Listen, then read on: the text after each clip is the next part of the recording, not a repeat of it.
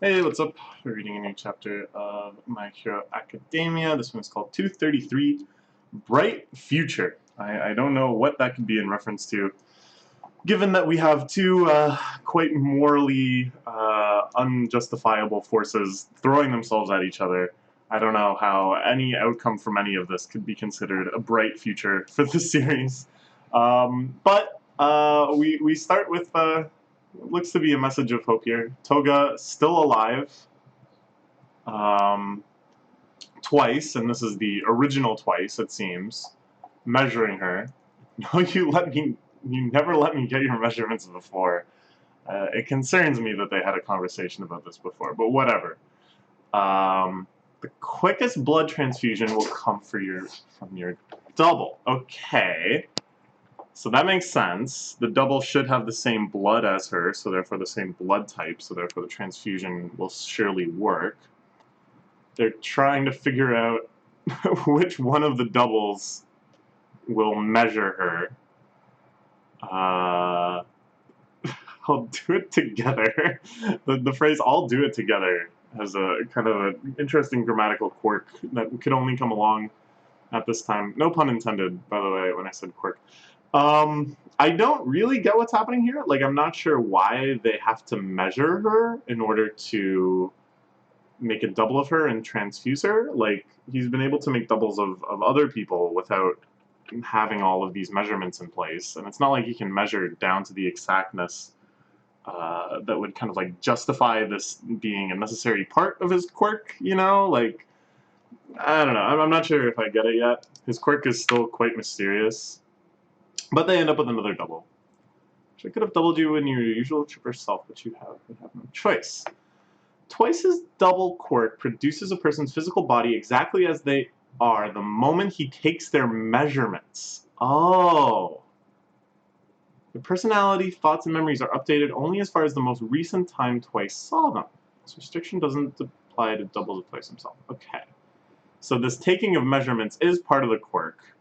I'm not really sure how mechanically that should function. Maybe it's more of like a ritualistic thing, that it's more about the symbolic act of measuring someone's body that allows him to do that rather than actually being able to glean the necessary information. Also, given that their thoughts, personality, and memories being updated just based on sight, and the physical body being based on measurement, it's kind of interesting too. And I like that his quirk is kind of confusing like this and seems to have some inconsistencies and stuff. It really fits with his personality, or at least that maybe he doesn't really understand the underlying logic. I bet our pal Tabby knows a great plastic surgeon. That's, I don't know. I'm not sure how sincerely to read that, but I think if she ends up looking like him, she might lose some fans. So these are some of the other created humans. This guy who was kind of masterminding the scheme against Twice, who was making all of the other Twice clones to kind of give him a bizarre psychic assault, is now showing up, quickly amassing an army. We can see one guy morphing out of a little moped here. These brutes. Any of the people he's made doesn't seem like they've kind of displayed any sort of free will of their own, any sort of intelligence.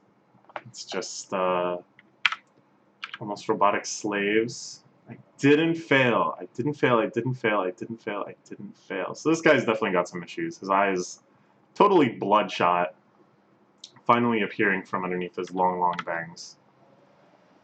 Meanwhile, the Twice army, which is just distributed throughout the city, teaming up here with Spinner to go after the politician, who's up in the van, getting people riled up, telling people the results of the battles so far. As soon as they found out that Miss Curious, the glamorous TV executive, newscaster type, who fell in battle to Toga, went down, everyone's getting way more pumped up. In the role of the creature gathering his flock, there'll be a frenzy if we target their dear party leader. So they start cutting through them. Summoning the light in Shigereki's Gata. Command and enhancer shouldn't be at the front lines. Don't know roll you get insta block. What? Yeah, crucible lingo indeed. No matter what you're implying, I can tell you're a clever one. So, this is kind of interesting, because Spinner is definitely the most sort of political of the League of Villains. He's the one that, you know, was so hyped up on Stain's message, and seems to really be the driving center behind the League of Villains, like actually having some political purpose to make some sort of revolutionary change in society. And to this extent, I think eventually he may be at odds with Shigereki's kind of more nihilistic, just blow up everything approach, and some of the other members who just seem to be in it for their own sadism or displacement for society or whatever. So it's kind of interesting, you know, he's fighting against the ideological leader of the Meta Liberation Army, the guy who represents the political wing, mowing through, again, another crowd shot full of people with interesting quirks. So let's see. He can manifest something. MLA codename, that's the Meta Liberation ability, or army codename. Trumpet. Every last ounce of strength from our warriors, but it's necessary. His meta ability is Incite. Special electromagnetic waves in his voice give boost to allies, enhancing their bodies and minds. The more his voice causes the air to vibrate, the greater the effect. So this is actually very similar to one of the commanders of the Revolutionary Army in One Piece. What's her name? It starts with a B. Anyways, yeah, she has the same sort of ability. When she shouts, when she waves the flag, everyone just gets riled up, can fight for themselves. It's a similar power. I'm not quite sure, like, I guess this isn't part of his quirk. Yeah, it's Det Nerat's Patented 7's Loud. So this is just a device that he's been given by, like, the parent company that he can use to amplify his voice extremely loud. It may look so magical that you'd think it has to be a quirk, but I guess it's just nanobots, something like this. Okay, so he shouts out, the people are going wild, the twice clones are falling like flies. Some insane power of like a water dragon is happening here. Gecko meta ability allows you to climb the walls, but that's about it. I understand you were once a recluse, mocked and pilloried. Now you do what you do to exact revenge on the world. Sorry to say, I can't see you becoming a worthwhile person. So, again, it seems like they've really researched the League of Villains. It seems like they're hoping to kind of gain this psychological ground on them. But I'm not sure if it'll work on Spinner. Because even though Spinner, yeah, may have started off kind of just getting his revenge on the world because he felt so derided by modern society, I think he has like a cause bigger than himself now. Okay, so now we come from this to the tower collapsing.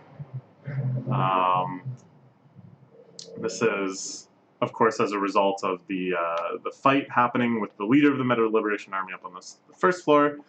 The Shigereki original on the bottom dusted the entire tower, as predicted by the Shigereki clone upstairs. That's a pretty cool scene.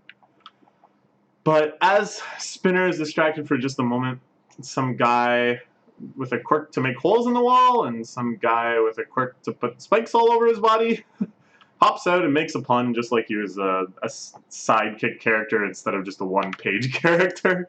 Oh, that actually looks pretty horrific, though. At first I thought this just kind of looked goofy, but Spinner has completely been impaled here by these spikes.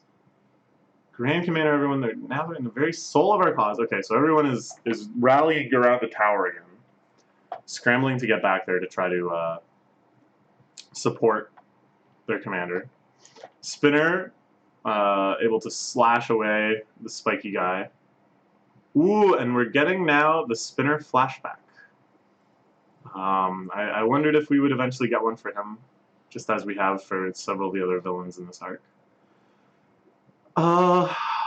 Just the loser jumping on a bandwagon. That's what it looks like. And we see here his pre-League of Villains life. Looks like a neat, I like his "You Must Die" shirt. His completely messy, almost hikikomori-esque room. Piles of games and books and manga. Just the little details that go into a shot like this. Because it's not like they're saying anything explicitly about his lifestyle, but of course there's only one kind of inference we can make when we add up everything we're seeing in this room. So it's all about just these kind of small details. Looks like he has a Switch. Add me on Nintendo Online. I've got nothing I love like Toga does. Nothing I really want to do. Look at me. Look at me with all that prejudice in your eyes. Back then, I just know something lit a fire in my heart. All I could think of was how I wanted a glimpse of the future he was imagining. Sure, I'm just a nobody who jumped on a bandwagon, but what's wrong with that? Nothing, right? You people ain't much better, ain't that right, politician? Okay. So I feel like maybe I overestimated the political motives of Spinner. You know, he really admired Stain and he admired his message. But more he seemed to just admire, he seems to admire the symbolic act itself. So he's kind of down for revolution for its own sake. And it's tough to fight against someone like that. Like, this is actually probably the best matchup then against the politician. Because how can you convince someone who's already kind of submitted to the fact that they're just hopping on the bandwagon, that they're just here for the spectacle, they just want a glimpse of some absurdly different future? Presumed to compare us. Okay. So Giran, sheltered in a pile of sludgy twice clone corpses, manages to survive falling out of the tower. Meanwhile, of course, the Metal Liberation Army leader, who's gone full Hulk mode with very stretchy suit fabric. This is the real nanomachines. Never mind that weird trumpet mask thing. Now staring down the real Shigaraki Tomura, who just kind of passively watching him. Tell me, Detnarat, how are you feeling right about it? Crappy, I bet. The plan was let the masses do the fighting when you sat back in your comfy tower. We thought we were beneath you, so you set up the city and sent your mob after us, never, ever expecting us to get that far. No, not scum like us. But here I am, and I've knocked you down a peg. More than a peg. You knocked him down a whole tower. A tower is like the biggest imaginable peg. So let me ask you, how's that feel? Alright, so here we see, like most of the time when we're seeing Shigaraki fight, it's been more just kind of mowing down waves of his enemies with his dusting attack. It's rare to kind of see him more in like a one-on-one battle with someone that also has quite a lot of strength. So all I'm saying is this attack here that he does, I think is so cool. That he starts to dust the earth in order to take away his enemy's footing. Like that kind of strategy, that kind of more unconventional use of his quirks. It's very much like we expect from our heroes and stuff, using their quirks in all sorts of different ways. So again, we have an arc where Shigaraki has gone protagonist mode. Even the tough stuff he didn't touch is decaying. Yeah, so this is the evolution of his power, again in a very shonen fashion that happened during this arc. Yeah, before, if he tried to dust the earth, it would just be kind of the immediate soil around his hand. But now, they can have kind of dust infecting dust, everything crumbling apart. The Redustro. Type to let my rage build up. That's why my forehead looks like this. Many of my warriors on their way here, right? Ooh, boy. Wow. And one of Shigaraki's hands is mutilated. Mutilated. He's down to 2 fingers, and not even good ones. What can you even do with just these? Can you imagine going through... I can't pick up anything. This is actually kind of interesting. Alright, I got it. It's SD adapter. Yeah, that's actually pretty pretty huge. I'm not sure if this is just going to be like how he is from now on. I don't know if he's going to be able to heal a wound like that with the medical technology available to a bunch of destitute villains. This, and was it this hand that committed such evil acts? And he grabs the hand again. So his meta ability is stress. He accumulates stress and converts it into sheer power. The more stress, it's a bigger, tougher body. Yeesh. That seems unpleasant. Very, very unpleasant. Meanwhile, right when Shigaraki seems doomed, seems like his precious hands are going to be mutilated beyond use, beyond his ability to continue dusting things, because it's only his hand, right? Like, he has to touch things with his hand in order to use his ability. We cut to the outskirts of the road. They've closed off traffic. This guy that was kind of like their hired hero that's helping them out the cause, keeping the civilians away. But a huge earthquake. The ground is shaking. Who could that be? Could that be our Gigantomachia? Our Deus Ex Gigantomachia coming in and saving the day for our ragtag villain crew? I'm curious to see just how things will escalate, and if full stress Yatsubashi-san has any chance against the nearly invincible Titanic Gigantomachia. But we won't find out until July 7th, it looks like. So please join me then. We'll read some more.